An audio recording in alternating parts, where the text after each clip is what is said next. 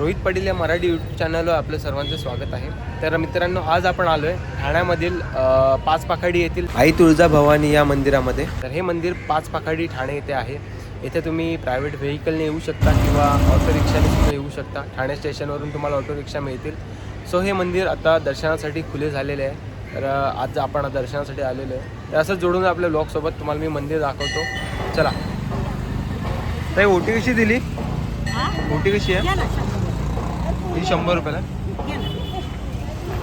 देवीला वाहण्यासाठी हार आणि नारळ तुम्हाला मंदिराच्या बाहेरच मिळतील।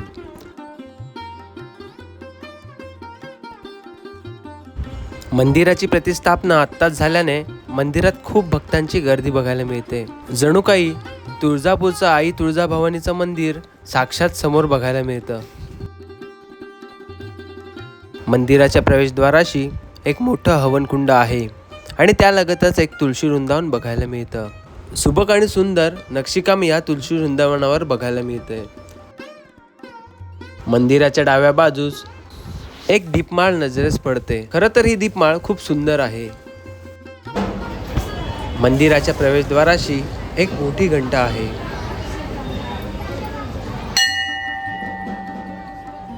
मंदिराचं संपूर्ण बांधकाम हे पूर्ण दगडाने केलेले आहे।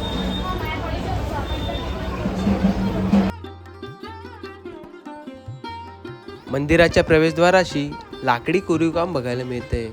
त्यावर अप्रतिम डिझाईन केलेले आहेत। तेवढेच सुंदर कोरीवकाम हे काळ्या पाषाणावर सुद्धा बघायला मिळतं।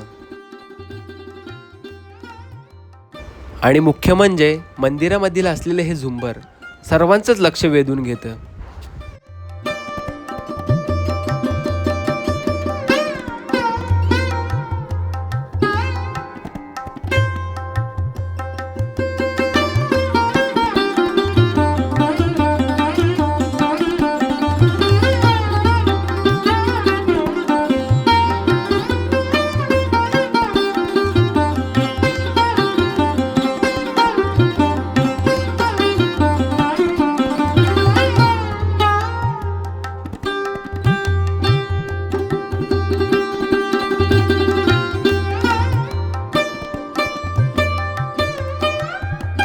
आईचं दर्शन घेऊन मन एकदम प्रसन्न झालं।